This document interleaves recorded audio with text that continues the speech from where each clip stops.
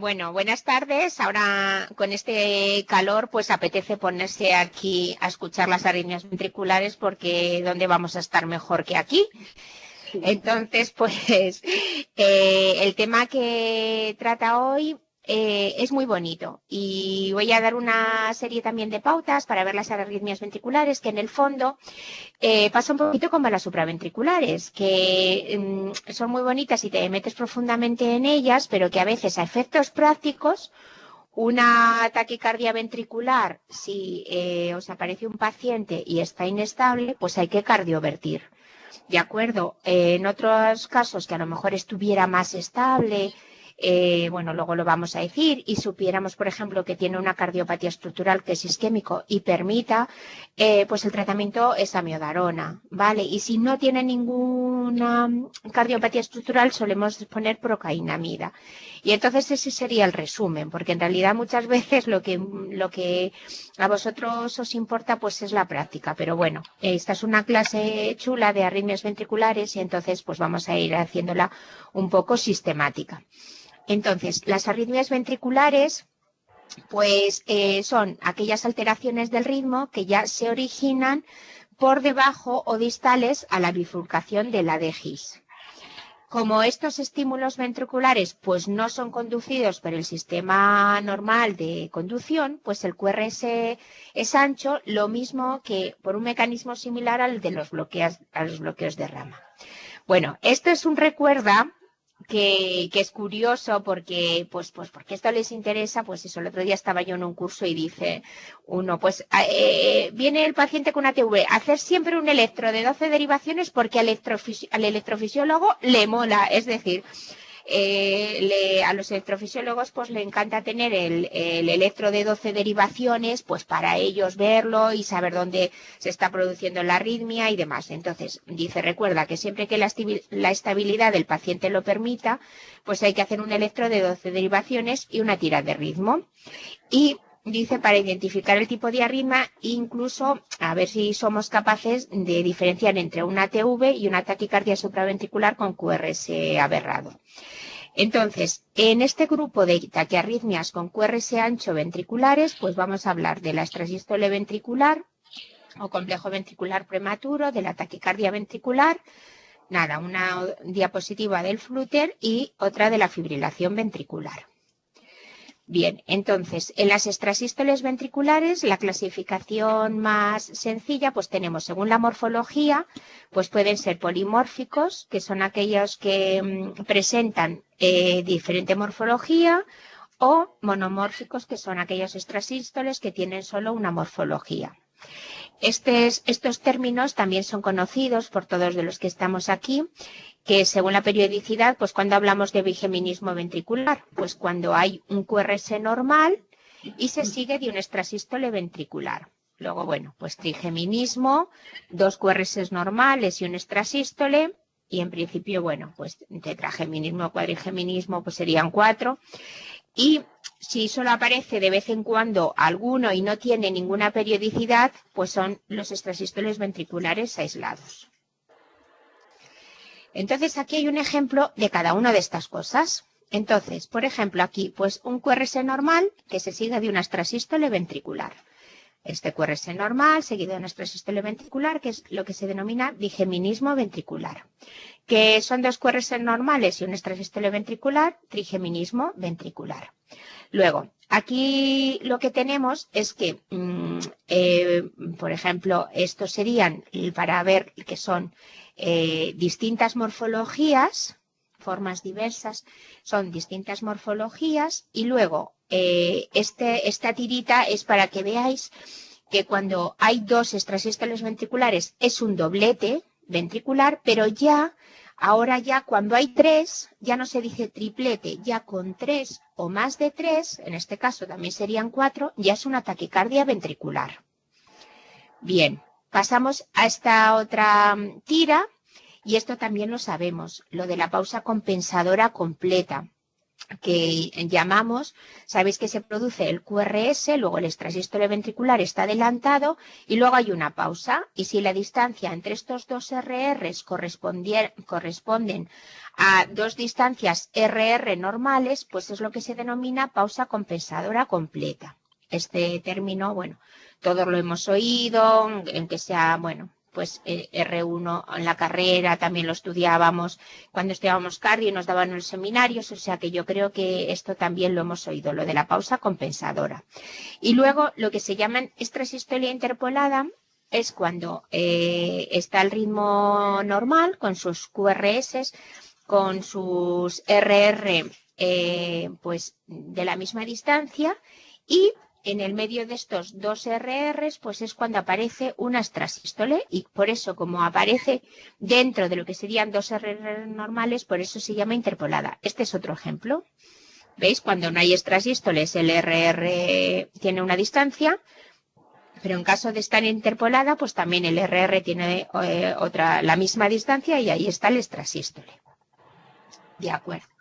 Bueno, y luego tenemos un fenómeno dentro de lo que es la extrasistolia ventricular que se llama parasistolia, que tradicionalmente es algo benigno, ¿vale? Y que yo esto, por ejemplo, lo he visto, bueno, lo he visto en niños porque a veces, pues mandan, el cardiólogo pediátrico, pues manda, por ejemplo, poner un holter a niños que tienen 12, 13 años y hacen pruebas de esfuerzo y, bueno, es una cantidad de extrasístoles inmensa en ese holter porque lo que tiene es un foco que va, como si dijéramos, soltando siempre su extrasístole. O sea, conviven el nodo sinusal con sus QRS normales y ese foco siempre, digamos, va a lanzar la extrasístole. Entonces, como lo va a lanzar, pues, vamos, pase lo que pase, digamos, lo va a lanzar, pues entonces siempre va a caer de una forma periódica, pero donde caiga. Entonces, eso da lugar a que los intervalos de acoplamiento entre lo que sería el QRS normal y esa extrasístole sean variables. Es decir, que aquí vemos un QRS normal y un extrasístole y esta distancia es diferente a este otro QRS normal y esta extrasístole. ¿Por qué? Porque digamos que los extrasístoles van a piñón fijo y van a ir con una cadencia, que probablemente sea esta, y van a caer siempre ahí. Y cuando no los vemos, no es que no caigan, es que hay un periodo refractario, ¿de acuerdo? Entonces, los intervalos entre estas ectopias también son múltiplo de un denominador común, porque si, por ejemplo, nosotros calculamos este intervalo entre estos dos y este otro, este será un múltiplo de esta distancia. Y la tercera característica de la parasistolia es que hay latidos de fusión. Y latidos de fusión es cuando se une, por ejemplo aquí, que coincide el ritmo, o sea, el QRS del ritmo sinusal y también aquí coincidiría el latido extrasistólico. Entonces queda un latido de distinta morfología. Y esto es lo que se denomina parasistolia. Estas tres características. Bien. Bueno, luego, en cuanto a la extrasistolia, también tradicionalmente, desde siempre, hay una clasificación que se llama DeLong, ¿vale? Entonces, es la más difundida y lo que bueno, es importante dice, es la más difundida. Sin embargo, es importante aclarar que su valor pronóstico solo tiene implicación en el infarto de miocardio, ¿vale? O sea que estos grados que tenemos aquí y que ahora vamos a ir estudiando poco a poco, pues el valor pronóstico es en caso de que sea subyacente el infarto de miocardio. Entonces, bueno, grado 0 es que no hay extrasístoles. El grado 1 es que ya son extrasístoles ventriculares de un solo foco, pero sean poco frecuentes. Pero poco frecuentes nos estamos refiriendo incluso a menos de 30 por hora. O sea que muchas veces en un holter esto pues serían ya unas 600 por día. Vamos, en principio las extrasístoles, pues eso, que nos pongan a todos un holter y que tengamos 5 o 10 en 24 horas, bueno, que a pesar de que uno parece que son muchas, no. Poco, por ejemplo, es menos de 30 por hora. Cuando son unifocales y más o igual de 30 por hora, ya es grado 2 en esta clasificación. Si son de varios focos, es multifocales, grado 3. Si ya hay lo que se denomina un doblete, nosotros llamamos doblete, 2 extrasístoles consecutivas, ya es un grado 4A. Luego, ya con 3 es lo que llamamos ya 3 o más, claro, taquicardia ventricular no sostenida. Y luego, el último grado, que es el, digamos, el de peor pronóstico, es el grado 5, o lo que se denomina el fenómeno de R sobre T, que lo que significa es que la extrasístole está muy pegada, tiene un intervalo de acoplamiento muy corto y cae sobre la T, y esto lo que favorece es la aparición de, de taquiarritmias ventriculares, ¿vale? Entonces dice, ocurre en el pico de la onda T del latido precedente, y aquí es, digamos, como ya son 3, pues una TV no sostenida que comienza con esta extrasistolia que hace el fenómeno de R sobre T. Bueno, y hasta aquí sería un poco las extrasístoles. Bueno, decir una cosa, que en general, esto es curiosidad, pues, porque te podemos tener un familiar que le han puesto un Holter que tiene muchísimas extrasístoles ventriculares. Bueno, pues el criterio de antes, antiguamente, pues eso, era como las extrasístoles ventriculares, es como matar moscas a cañonazos, digamos. Entonces, como que no hay un tratamiento que se le pone para esa extrasistolia ventricular como tal. Ningún antiarrítmico, porque los antiarrítmicos, en definitiva, luego son más proarrítmicos y tienen peores efectos secundarios. Cuando tenemos extrasístoles ventriculares, pues lo que buscamos es por qué se produce la causa subyacente y descartamos cardiopatía. Descartamos en el sentido de que, por ejemplo, ese paciente puede ser muy hipertenso, puede tener la tensión muy alta, no está controlado, y en ese seno pues tiene extrasístoles ventriculares, algunos dobletes en el Holter, por ejemplo. Se le hace un eco también para ver si hay cardiopatía estructural como tipo hipertrofia, o por supuesto para descartar pues otro tipo de una miocardiopatía, por ejemplo. Y también pueden ser signo de que existe una cardiopatía isquémica subyacente, entonces podemos hacer también una prueba de esfuerzo. Se hace con cuidado, se está pendiente, porque estas extrasístoles ventriculares, si son benignas, con el esfuerzo desaparecen, pero si son de peor pronóstico, se incrementan con el esfuerzo, puede haber otras formas aberradas y que implicaría peor pronóstico. O sea, digamos que el tratamiento, el modo de actuar ante las extrasístoles es primero averiguar si existe pues una cardiopatía estructural subyacente que pueda dar lugar a origen a ello. Entonces, cuando no se encontraba, porque por ejemplo podía ser un corazón sano, pues habitualmente si no eran molestas, pero mejor se reza para que no sean molestas, porque el tratamiento, ya os digo que no hay un tratamiento eficaz, a veces utilizamos betabloqueantes, pueden ser personas jóvenes, y ahora recientemente pues lo que se está haciendo también es que los electrofisiólogos ya en extrasístoles ventriculares aisladas están haciendo ablación del foco de extrasístole ventricular. Y esto en el caso de que sean muchísimos que en el Holter aparezcan muchos extrasístoles, pero bueno, que pueden ser 4.000, 5.000, muchísimos, y que también sean sintomáticos, ¿vale?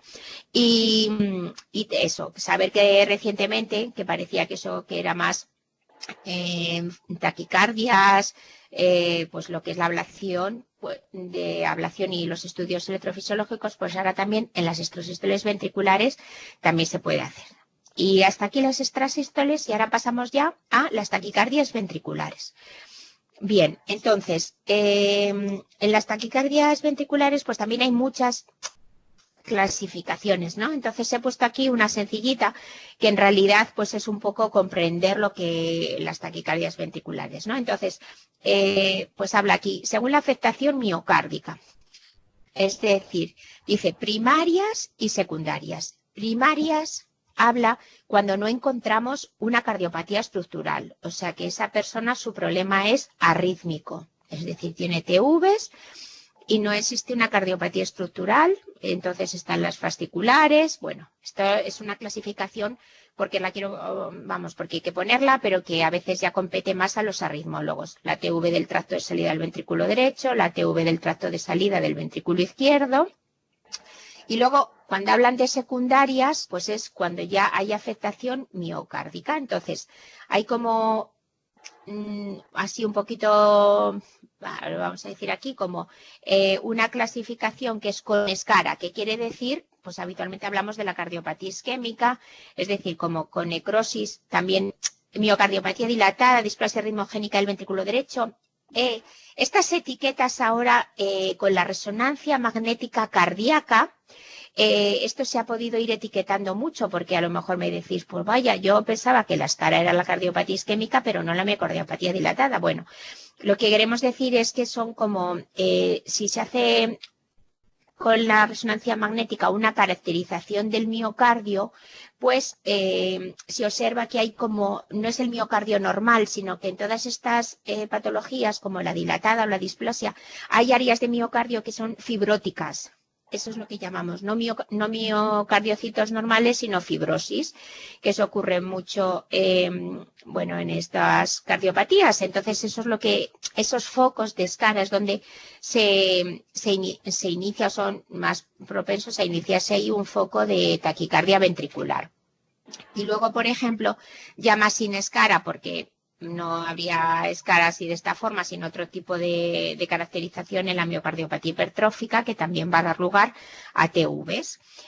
Otras TVs que las coloca también en secundarias son las que están mediadas por drogas, y aquí en realidad tenemos fármacos que lo que producen es un QT largo, y que tampoco tiene que estar el miocardio tampoco afectado, sino que esos fármacos producen QT largo, y en el seno del QT largo pues también se pueden dar lugar, como sabéis, a taquicardias ventriculares y muerte súbita. Y luego, por ejemplo, ya el famoso término que ya se conoce todo el mundo como las canalopatías, que también da lugar por sí al síndrome de QT largo, de QT corto, de Brugada, que estos también son enfermedades arrítmicas sin haber una enfermedad estructural, pero es una enfermedad arrítmica y es la causa de, en algunos casos desgraciados, de muertes súbitas, incluso en jóvenes y en niños, ¿vale? Y finalmente, bueno, pues pues todo el mundo sabe que, por ejemplo, si hay una hiperpotasemia, que llega un paciente que tiene una insuficiencia renal y tiene un potasio de 8, o bien una hipopotasemia con 2, pues todas esas alteraciones electrolíticas son proarritmias ventriculares. De acuerdo. Esto sería como así una clasificación, bueno, pues así para salir del paso, que así nos orienta un poco hacia dónde, en qué situaciones, en qué patologías puede haber taquicardias ventriculares. Y luego, según la duración, pues estas son las que no pueden ser no sostenidas o sostenidas. Y sostenidas es cuando la duración de esta TV es superior a 30 segundos. Eso se puede ver, por ejemplo, en un holter, que cuando hay rachitas cortas o inferiores, pues llamamos no sostenidas, y luego, bueno, pues como se mide, si hay alguna más larga, pues ya es sostenida. Y según la morfología, pues tenemos las monomorfas, que son una morfología, y las polimorfas, que tienen morfología diferente. Y bueno, ya esto que está como aparte, pues dice taquicardia ventricular incesante, en la que yo he visto algún caso de un paciente que tenía una miocardiopatía dilatada, que era de origen incluso inicialmente restrictivo, de una persona que tiene una enfermedad de estas como una enfermedad reumatológica, que tiene la piel, estos que tienen la piel muy tensa y que bueno, pues esas enfermedades, una esclerosis, pues estaba la persona casi en una taquicardia ventricular incesante, porque predomina la taquicardia ventricular sobre el ritmo sinusal. Esto era como la definición de las taquicardias ventriculares, que son ritmos rápidos de 3 o más complejos ventriculares que se originan por debajo de la bifurcación de la DGIS y se inician por lo general por un latido ventricular adelantado. Bueno, entonces, las taquicardias ventriculares monomorfas, pues son las que nos vamos a encontrar más frecuentemente, que es la típica taquicardia ventricular clásica con un QRS ancho mayor de 0,12 segundos, que es la más frecuente y es la que se llama clásica o típica. Esta es la que identificaríamos todos, porque imaginaros una TV con QRS estrecho, pues ya no quiere decir nada, está en la clasificación, pero esto es cosa de los arritmólogos, porque si en principio tenemos un dato para clasificar una ATV es que los QRS son anchos, con lo cual una ATV con QRS estrecho pues se nos escaparía a todos, porque tiene los complejos menores y se denominan fasciculares, y son los que tienen, como si dijéramos, de bloqueo de rama incompleta o de la subdivisión anterior, subdivisión posterior, ¿vale? Dependiendo de dónde se genere. Luego está el ritmo idioventricular acelerado, que sabemos que es una arritmia propia de reperfusión de infarto, y también en algunos momentos aparece en personas que son muy bradicárdicas y en deportistas que están muy lentos, y bueno, otras. Y luego las polimorfas, que la que todo el mundo va a conocer, pues es la que llamamos en torsión de puntas, que tenemos un ejemplo luego, y por eso lo hemos dicho, que aparecen en varios, o sea, que son complejos que se producen en distintos focos, y esta la más frecuente o la más conocida es la de torsión de puntas. Bien, entonces, por ejemplo, dice taquicardia ventricular, esto es un ejemplo, ¿no? Nos llega un paciente en principio con este ritmo muy rápido, regular y con un QRS muy ancho, ¿vale? Un QRS muy ancho. Bueno, pues lo que dice aquí es que hay que recordar que la primera causa de taquicardia ventricular monomórfica es la cardiopatía isquémica, sobre todo, pues eso, la cicatriz o escara que está producida por un infarto miocardio ya evolucionado. Entonces, lo que queremos decir con esto es que, no por definición, sino que en general, siempre que vemos una taquicardia con QRS ancho, lo primero es, hay que pensar en lo malo, en que sea una ATV y hablar con el paciente, y dependiendo, pues el paciente ha tenido antecedentes de infarto y demás, según la estabilidad y demás. Pero ahora, por ejemplo, vamos a dar una serie pues de consejos o tips o una serie de datos que nos van a orientar más hacia una ATV. Aquí ya. Entonces, ¿cómo hacemos el diagnóstico electrocardiográfico? Mirad, luego volvemos a pasar a la anterior diapositiva. En principio, la frecuencia no nos dice, o sea, no es que no nos diga nada, es que hay taquicardias supraventriculares aberradas muy rápidas, con lo cual la frecuencia cardíaca, aunque sea muy rápida, aunque sea extremadamente rápida, pues no nos indica que sea una ATV, ¿vale? De hecho, yo tengo también en el blog un ejemplo de un electro, de un Flutter A300. Y entonces, pues eso es lo más grande que yo, o sea, lo más rápido que yo he visto. Entre dos cuadritos grandes, de un cuadrito grande a 300, porque dos cuadritos serían 150, pues el Flutter ahí estaba a 300, ¿no? Entonces, en principio, la frecuencia, pues tampoco nos indica más hacia un sitio que hacia otro. Pero aquí hay un consejito que es el del eje eléctrico. Entonces, dice un eje eléctrico permite identificar la localización del origen de la taquicardia. De ahí que por eso hacer un electro de 12 derivaciones pues les gusta muchísimo a los electrofisiólogos, porque independientemente de que nosotros tratemos en la urgencia esa ATV, cuando se la damos a él pues para que le haga estudio electrofisiológico, para que vea cómo manejamos luego, después de pasado el episodio agudo, esa ATV, pues ellos identifican con el eje eléctrico y la morfología por donde la localización y el origen de esa taquicardia. Entonces, mirad, un eje que se denomina así determinado o extremo a la derecha, sugiere TV. Y entonces esto es lo que yo antes quise pasar por alto porque vamos a pasar ahora a esta diapositiva. A ver, recordad que esto lo hemos comentado ya mucho en la primera clase, que lo normal es que el eje eléctrico se encuentre entre 0 y 90 grados, ¿no? Entonces, cuando nosotros así, a bote pronto, miramos en 1, dijimos al principio, en la primera clase, que casi 95% de los pacientes, tú en 1 vas a encontrar el QRS positivo, ¿de acuerdo? Porque ese va a ser el eje normal. Entonces, Cuando es negativo, efectivamente, el eje está a la derecha. Y el eje está a la derecha, pues en casos de bloqueo de la subdivisión posterior de rama izquierda, que sería un QRS estrecho. Pero normalmente no vas viendo por ahí ejes derechos. Entonces, en las TVs, pues es muy frecuente encontrar que el eje está a la derecha. Y entonces aquí, al mirar en uno, es un complejo que predominantemente es negativo.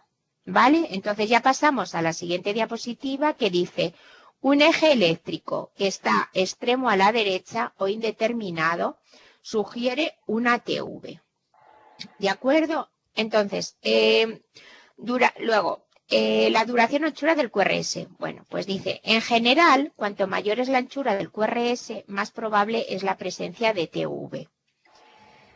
¿Vale? Entonces, en aquellas taquicardias de QRS ancho con una morfología de bloque rama derecha y con una duración de 140 milisegundos es TV. Y si la morfología es de bloque rama izquierda, el QRS es más de 160, es predictor de taquicardia. Aunque, volvemos como lo de la frecuencia, no quiere decir que siempre se cumpla. Es decir, aquí, por ejemplo, en este electro, la verdad es que el complejo es anchísimo, porque, bueno, prácticamente, por ejemplo, aquí en V1 hace como una onda para arriba, o sea, prácticamente todo es complejo QRS ancho. Entonces, al verla tan ancho, es más sospechosa de TV, ¿vale?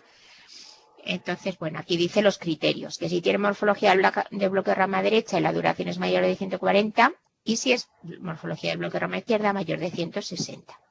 Bueno, otra cosa también muy bonita y muy chula que también lo estudiamos en la primera charla de cómo es la morfología del QRS en las derivaciones precordiales.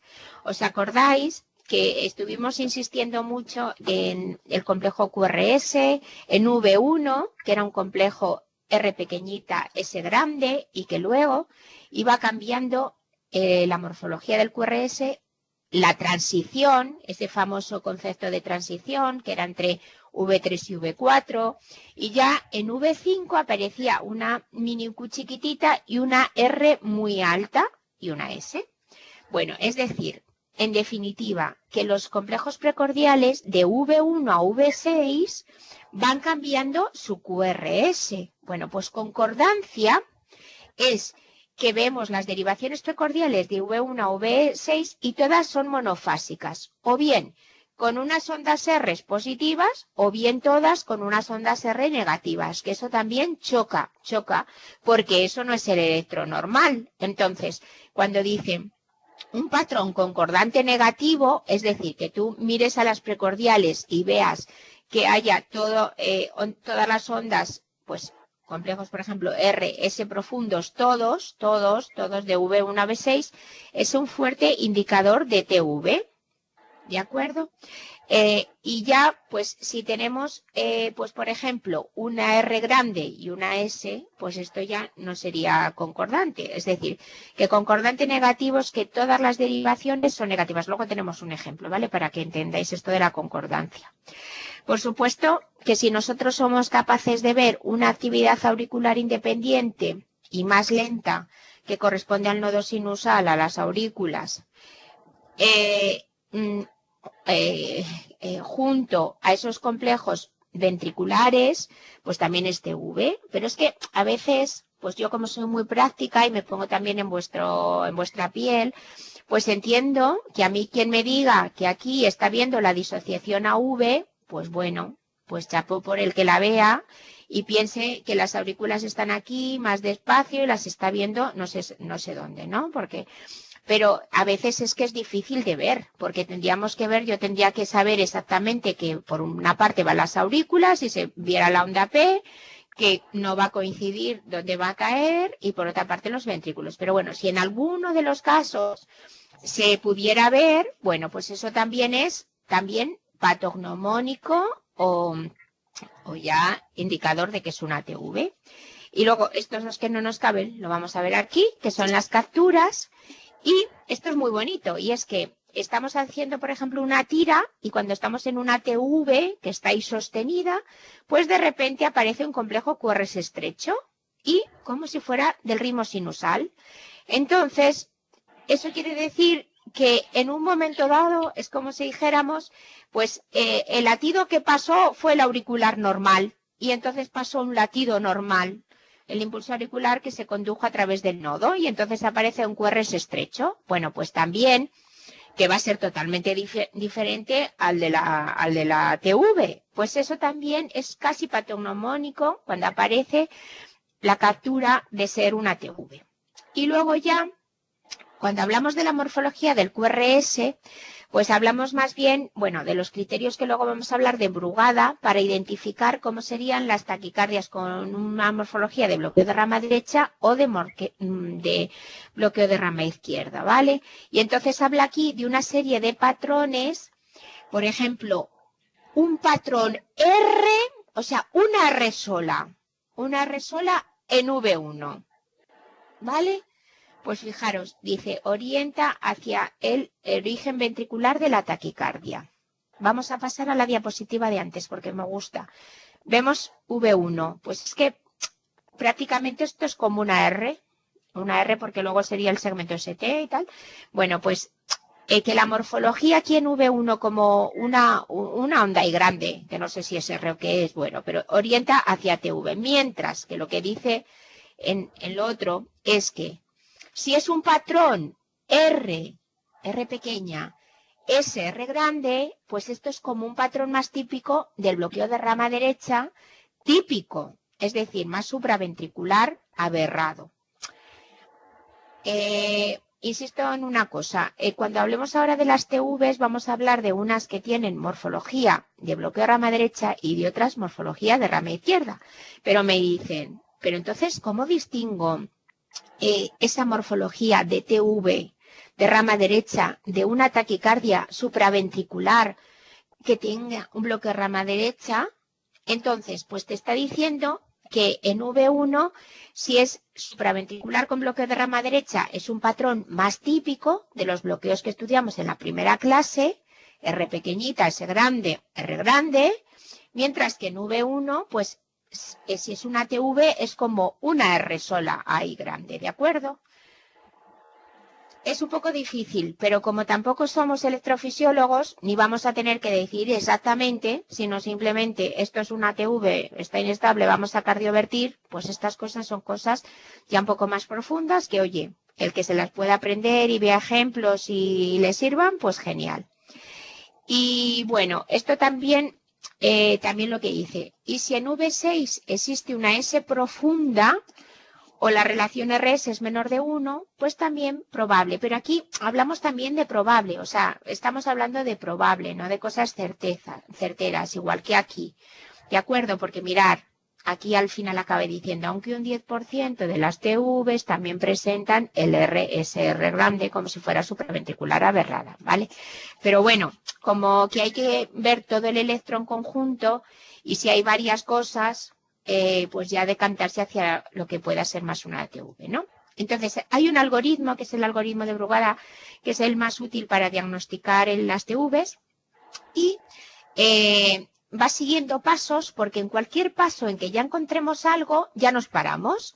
Entonces, mirad, dice, paso 1, monomorfismo, es que no haya, es decir, miramos en precordiales. Y si no hay complejos RS, el diagnóstico se establece con el 100% de especificidad. Me vas a decir, anda, ya no nos acordamos de cómo era el de antes, porque no lo teníamos en la cabeza. Pues os lo pongo, que es este. Mirad, aquí en el primer paso no podemos decir que es una TV. Porque en V2 yo veo una RS, en V3 veo también una RS, ¿vale? Y me está diciendo que no viera estas RS, que viera lo que sería, vamos a decir, Qs, todo Q, ¿vale? Entonces, eso es a lo que se llama monomorfismo, que no podamos identificar un RS de V1 a V6. Entonces, esto sería facilísimo, porque ya nos quedaríamos en el primer paso. Porque además es el único que tiene el 100%, ¿vale? aunque nunca hay pocos casos así, ¿vale? Casi siempre hay que seguir más. Entonces, si no hay RS, en ese caso lo había, con lo tanto ahí no nos podemos quedar, teníamos que seguir. Pero si lo hubiera, ya está, TV. Pero vamos, en el anterior, por ejemplo, pues hemos visto RS en V2, V3, con lo cual hay que seguir. Bueno, pues esto también, si tenemos una lupa, ¿vale? Donde se pueda ver bien, el electro tenga buenísima calidad.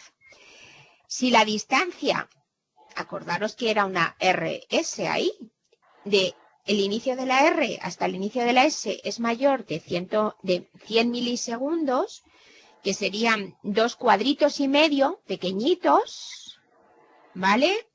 Pues ya hay también una TV con especificidad del 98%. ¿De acuerdo?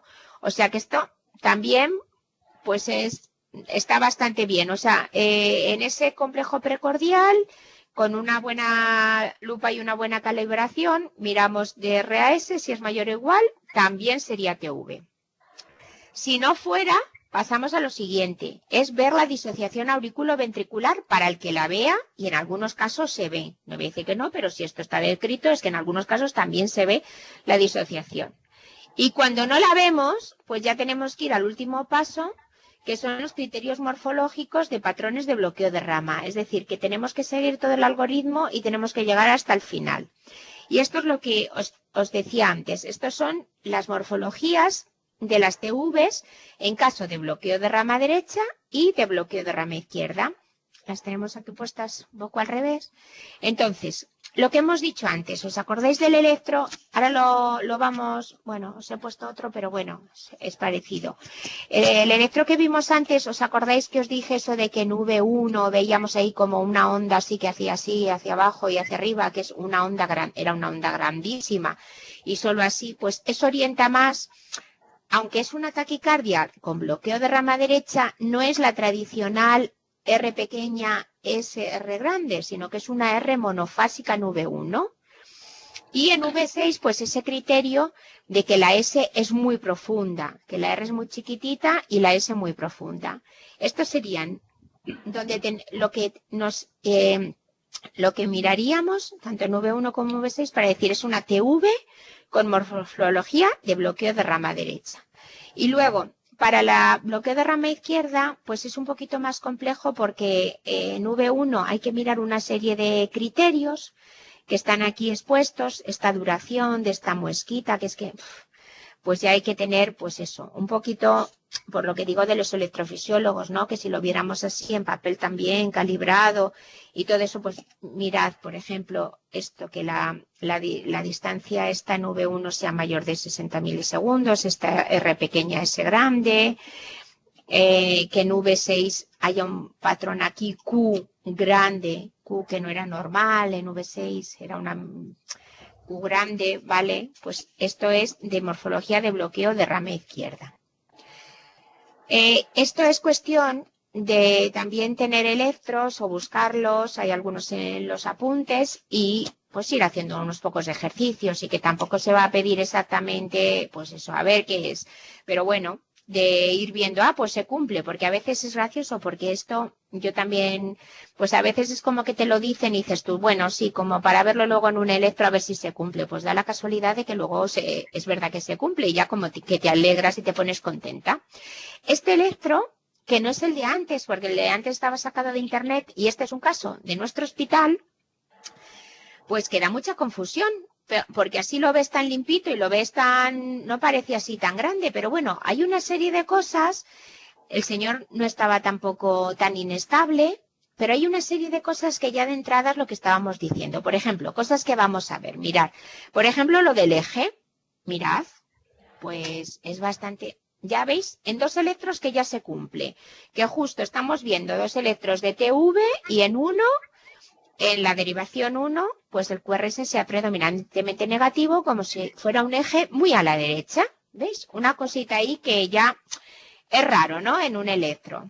Luego lo que hemos dicho antes, por ejemplo, en este tendríamos que pasar de este primer algoritmo, porque no hay hay RS, porque de hecho, jolín, aquí en V3, pues es que parece un complejo normal, Parece una RS como un complejo normal, ¿vale?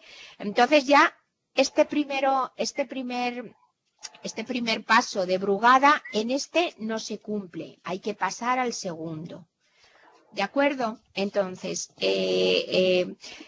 como no se cumple, pasamos al segundo. Entonces, miramos, si tuviéramos una lupa, sí, entre que empieza esta R y está aquí el punto de la S, a ver si eso es mayor de 100.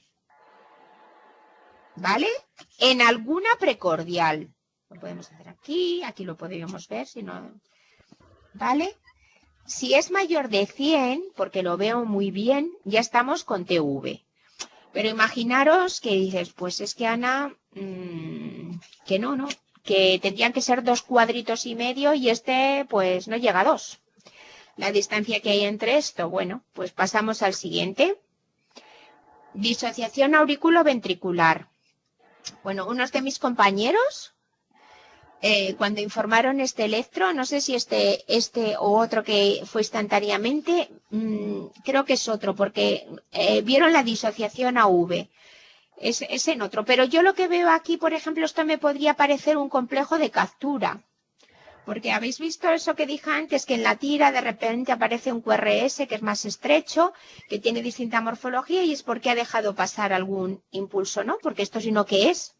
Vamos, es un complejo de captura clarísimo que se ha metido ahí. Y ya va más también una cosita hacia una ATV, lo del eje que hemos dicho. Y luego ya, como ya no, aquí no hemos visto la disociación, en el otro electro sí parecía que, en otro electro que tenía, que había una disociación, pues pasamos a lo de los criterios morfológicos. Y en este caso nos fijamos en V1 y en V6. Y si nos miramos las dos pantallas, pues es que se nos parece más a lo del bloqueo de rama derecha. En el otro electro que os he puesto, pues por mirar, porque a veces los casos, esta era una TV de un paciente que fue a nuestra urgencia. Pues a veces los ejemplos de internet pues son súper llamativos, porque es lo que pone todo el mundo. Y si pasamos un poquito para atrás, porque no nos cuesta pasar para atrás, que está aquí, pues claro, decimos, jolín, es que claro, este me parece mucho más una TV, son complejos anchísimos, mira V1 como es.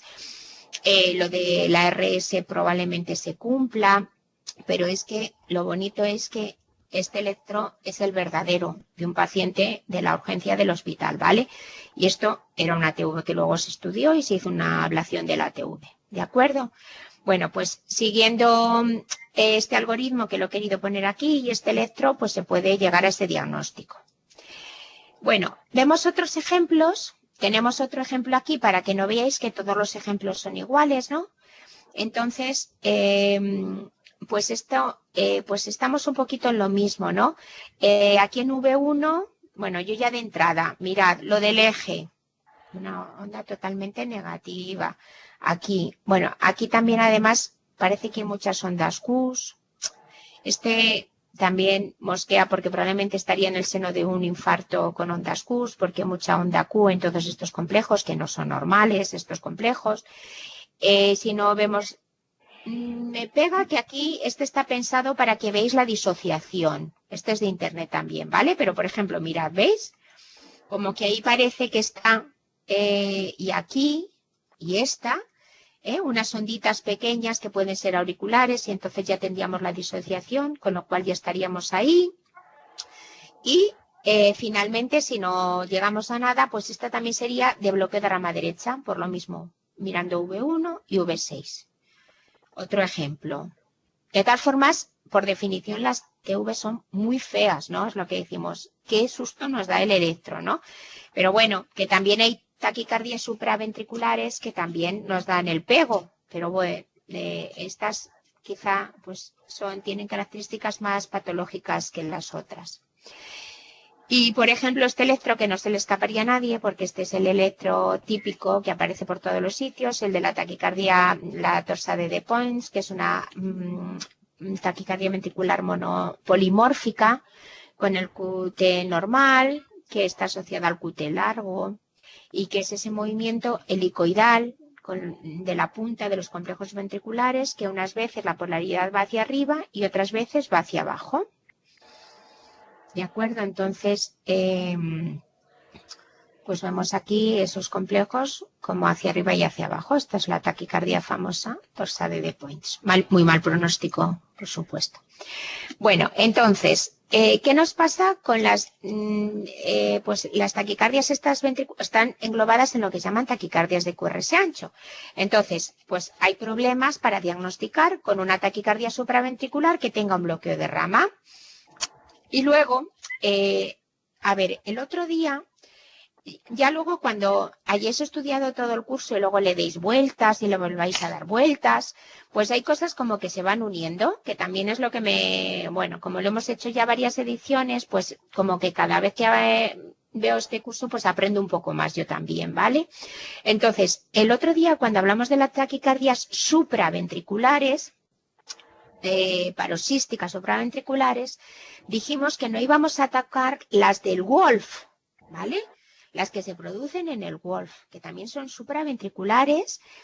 Y deciros una cosa, en el Wolf os comenté que las más frecuentes son las ortrodrómicas y teniendo un Wolf, si tienes una taquicardia paroxística supraventricular ortrodrómica, el QRS es normal, como tu vía normal.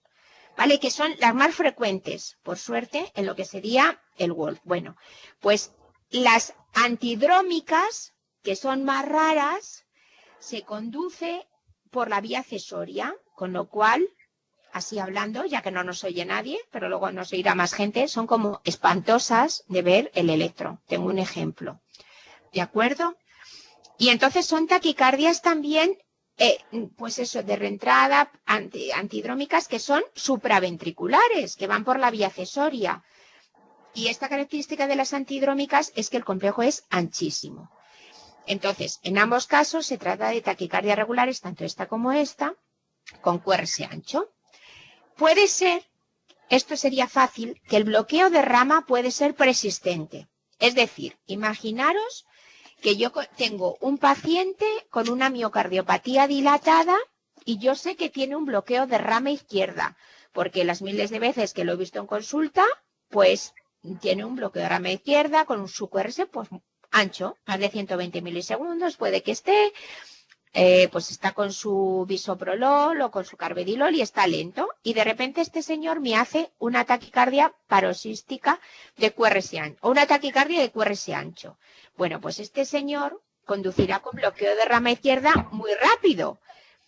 Pero como yo ya sé que tiene un bloqueo de rama porque puedo acceder a los electros y verlo, pues entonces me espantará menos si veo que ahora está muy rápido, pero que es el mismo QRS que ya tenía. Entonces, en esos casos es un alivio, bueno. Pero puede ocurrir que el bloqueo de rama se produzca durante la taquicardia y aun siendo supraventricular, pues se produce con complejo aberrado. Y entonces se produce por el periodo refractario y entonces ya, pues eso nos complica más las cosas, ¿vale? Y esto es lo que os decía antes. Si este paciente, que es uno de mi consulta, que tiene un bloqueo de rama izquierda, muy ancho, el QRS, veis que es bastante ancho, aquí, pues más ancho. Pues se pone, o sea, tiene una taquicardia supraventricular y lo ve, pues uno de vosotros que estáis en urgencias y que os llega el paciente al borde de críticos porque también viene muy taquicárdico y porque incluso, pues a lo mejor, pues tiene una miocardiopatía y entonces está cayendo en el edema agudo de pulmón o viene con mucha fatiga, pues es que nos parecerá una ATV, ¿no? Porque claro, si esto lo juntamos y lo ponemos rápido, pues nos va a parecer una ATV. Por eso os digo que, bueno, que estas cosas, si las vamos explicando así despacito, parece que las entendemos, pero luego las entendemos, o sea, eso no queda duda, lo entendemos todos, pero luego, claro, en la práctica, pues es agobiante. Y este es el caso que os decía. Esta es una niña de 15 años que acude a urgencias porque tiene palpitaciones después de hacer deporte. Bueno, pues a su llegada sin dolor, con una buena presión arterial, bueno, pues casos, es una niña, tiene 15 años, no, más como que no va a ser, parece que tiene buena presión arterial, no tiene dolor, y la frecuencia va a 198, entonces se realiza un electro. Y entonces, claro, aquí nos aparece una taquicardia rítmica de QRS ancho que parecería ventricular, pero que se trata de una taquicardia supraventricular con conducción aberrante, porque este es el típico caso que os digo de una reentrada por vía accesoria de forma antidrómica, en una niña que ya tenía un Wolf. ¿De acuerdo? Este caso, si no lo recuerdo mal, pues nada, luego evidentemente, pues si te pones mal, pues a veces, si estás en la duda y tal, pues sedarla, porque la niña puede, pues se puede sedar, te da tiempo, porque tiene buena presión arterial, te da tiempo a llamar al anestesista, a pasar la reanimación y cardiovertirla. O sea, si la persona está bien y no está sincopada, pues puedes, quiero decir, mantener un poco también la tranquilidad para hacer las cosas bien. No le vas a dar ahí el choque a lo, bueno, nadie se lo daría, ¿no? Pero llamas llamas, o si está en el bus de urgencias, que venga para sedarla un poquito, o hay veces que también saben sedar los mismos, yo no, los de urgencias, en eso yo no me meto, sedar la vía aérea, cardioversión y ya está. Que a veces estás ahí, bueno, ¿y esto qué será? ¿Y ahora qué será?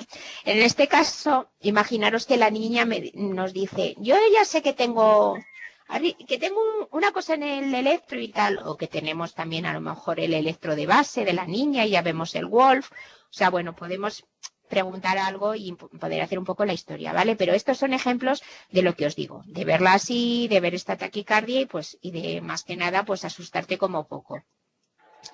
Y otras cosas, pues por ejemplo, lo que os he dicho antes de pequeños datos o que nos hacen ver que es más bien hacia ATV, esto que hemos dicho, otro electro distinto, este también asusta, ¿no? Porque yo no he visto un electro normal que sea con estos complejos.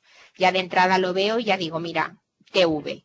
Pero bueno, aún así, ver esto de la desviación de desviación extrema del eje.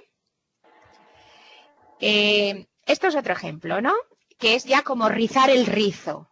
Porque claro, si este paciente, ya lo he puesto a propósito, con un bloqueo de rama derecha, que viene tan normal que un bloqueo de rama derecha y con un eje derecho, que es un hemibloqueo posterior izquierdo. Este es un electro chulísimo de bloqueo de rama derecha y de hemibloqueo posterior izquierdo, solo por el eje.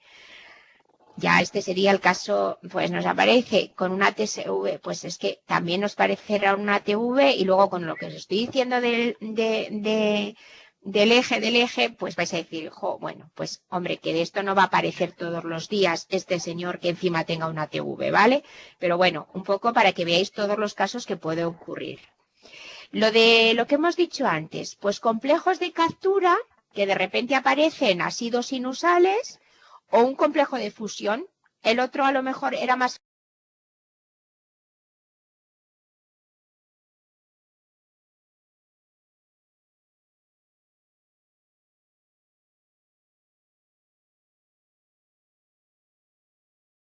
la duda de esto, ver esto, que de repente nos aparezca esto, pues desde luego esto lo que es una TV, no habría otra vuelta. Y luego lo que os he dicho antes, para explicaros la concordancia, ¿veis?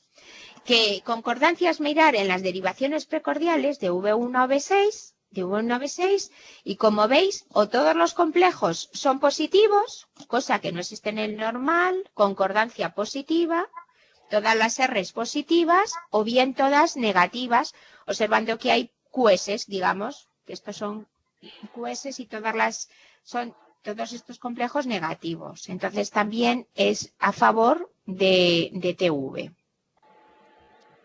Bueno, y ya, como ya hemos ya, no sé si a veces salimos de aquí de las clases como con, pues vaya, cuando, bueno, pasa siempre, cada vez que sabemos más, pues como que nos da más miedo porque sabemos más y entonces nos da lugar a más dudas y dices, pues vamos, ahora sí que he salido liadísima, pues no. Esta nota solo. Las taquicardias de QRS ancho, dice, en una charla que encontré, dice, son ventriculares mientras no se demuestre lo contrario.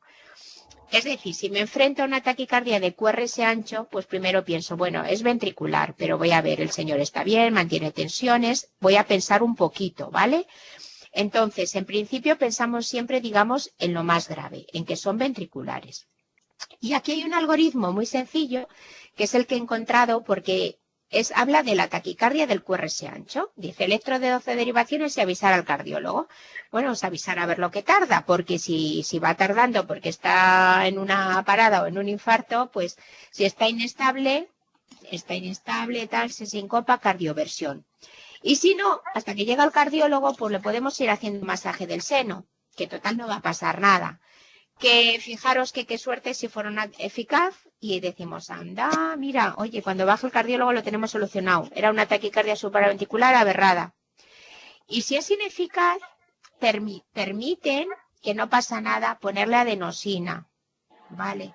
Porque la adenosina, bueno, el efecto va a pasar, es bloqueante del nodo, tampoco va a desencadenar que una CV, no, porque si no, este algoritmo lo he sacado de otro sitio y no existiría. ¿Que es eficaz? Anda, pues mira, en esa niña del Wolf, ¿vale? Como no es una fibrilación auricular, que ya os conté el otro día que en un Wolf no se puede tratar la fibrilación auricular ni con nada, ni con digoxina, ni con ningún fármaco, pero si es una taquicardia paroxística supraventricular sí que se le puede dar adenosina. Si es eficaz, pues bueno, pone OTV idiopática, taquicardia supraventricular, o ineficaz, ya TV, y o bien volvemos a la cardioversión porque no se le quita, o tratamos con amiodarona en cardiopatía estructural. Hombre, si es un paciente en que tú ves que ya ha tenido un infarto antiguo y tal, pues más siempre pensar en TV. Y entonces, bueno, pues actuar como tal, ¿vale? Es decir, que lo de la adenosina, pues sí, también lo hacemos porque decimos, es que es sano, es que es un chico de 30 años que ha venido y me parece sano, que no tiene cardiopatía, y yo no sé, estoy más a favor de taquicardia supraventricular aberrada. Pues podemos probar con esto, ¿vale? Y si es ineficaz, TV, con la adenosina. Esto es un algoritmo muy sencillo que he encontrado por ahí, además muy reciente, y luego pues para la TV hemos dicho amiodarona. En cardiopatía estructural, dígase cardiopatía isquémica o miocardiopatías hipertróficas, cualquier cosa, o procainamida si no tiene cardiopatía. Y bueno, y ahora ya pasamos en estas últimas diapositivas que nos quedan y últimos minutos a lo que se llama el ritmo idioventricular acelerado, que clásicamente pues se ha visto en la fase de reperfusión de los infartos, pero también se asocia, que esto es muy curioso, aumento de tono vagal, disminución del tono simpático, y muchas veces se ven deportistas. Entonces, es autolimitado, benigno, bien tolerado y se caracteriza por un ritmo regular, una frecuencia bajita. Son complejos ventriculares, ojo, con QRS mayores de 120 milisegundos, son ventriculares y hay latidos de captura y fusión. Y lo mejor es verlo con un ejemplo, ¿no? Pues mirad, este es un corredor de maratón y de repente tiene en un electro que se le hizo, tiene su QRS normal, estrechito, y de repente pues nos hace este ritmo, en la tira del ritmo, y vemos unos complejos ventriculares anchos, 4 TV, sostenida, y lentos, también lentos, sin ser, por supuesto, son ventriculares, están precedidos de onda P. Aquí vuelve a salir. ¿Por qué? Porque se acelera un poquito. Esto es como los corredores de maratón, digamos, que tienen el nodo sinusal tan perezoso y tan lento. Es como un ritmo de salida, pues, como de rescate. El corazón no entiende, ve que el sinusal se para y sale pues este ritmo, que es el que se llama ritmo idioventricular, que es lo mismo que decimos en la fase de repercusión del infarto, que es buena señal, o este caso tan bonito del corredor de maratón, que lo teníamos aquí, bueno, pues que era igual, y aquí era para ver, esto es bueno, este creo que es una fusión porque tiene la onda AP, que se ven capturas de repente con su PQRS o bien latidos de fusión. Y luego una cosa que también me llamó la atención, que me gustó, porque también es un signo, pero que luego el otro día pues estábamos viendo un electro y no coincidía, que hay un signo que es altamente específico de taquicardia ventricular, y es, si miramos en V1, volvemos a V1, Y esta morfología que hemos dicho de bloqueo de rama derecha, ¿vale? Que es como una R sola, pero vemos que hay como dos orejillas, una más alta y luego otra que se queda aquí como más chiquitita. Bueno, pues que si la oreja se llama así, izquierda, esto no tiene que estar aquí, ¿vale? La oreja izquierda del conejo es más alta en V1, es decir, la onda R esto es altamente específico del origen o sea, de que es una taquicardia ventricular con QRS complejos. Sí, bueno, esto sí está porque esto es lentorra, es un ritmo idioventricular también, ventricular, un ritmo idioventricular acelerado, ¿de acuerdo? Pero bueno, a lo que os quería poner era lo de esto de la oreja, que si vemos que en esto, en V1, como que esta primera oreja es más alta que la otra, y llamamos la izquierda, porque es la que vemos como de frente, pues es, bueno, por detrás, sí, porque es de Thaler Left Rabbit, la oreja izquierda más alta, si está este signo presente, en la onda R en V1, pues es altamente específico para origen ventricular. Curioso. Me pareció tan curioso y me pareció que los americanos le daban un nombre a todo, pues que casi es más bonito el nombre americano que decirlo en castellano. Y bueno, ya las últimas dos diapositivas son el flúter ventricular, que es un ritmo cardíaco regular, con QRS anchos, ramas ascendentes y descendentes similares, con una frecuencia cardíaca alta. Antes, en algunas de los que hemos visto, parecía casi un flúter, o sea, una frecuencia cardíaca muy elevada y unas hojas o sea, unos complejos de QRS ondulados, en los que no podemos ver, no podemos caracterizar ni qué es QRS, ni T, ni nada, ¿de acuerdo? Un flúter, muy mal tolerada, cardioversión, si no hay cardioversión, fibrilación ventricular.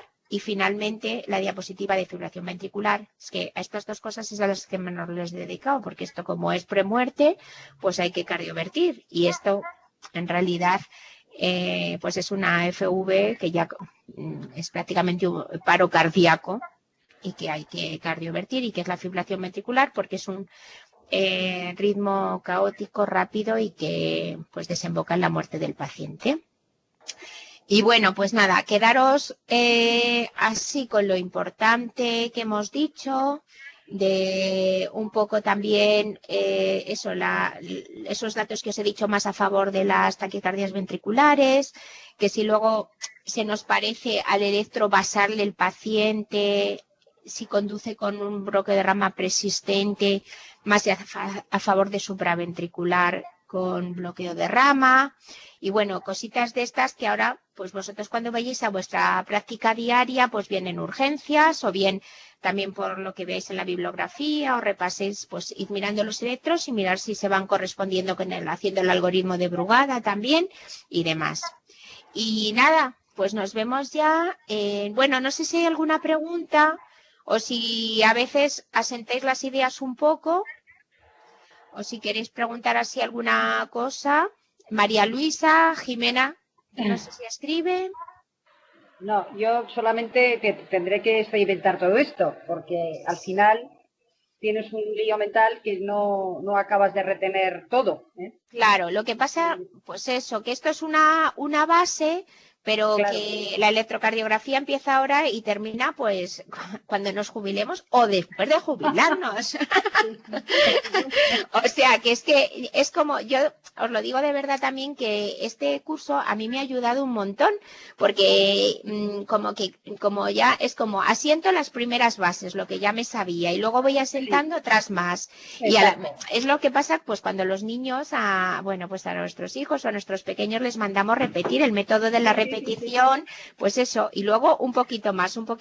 Entonces es normal, o sea, es normal, pero bueno, sobre unas bases, luego ya pues vas haciendo tus pinitos.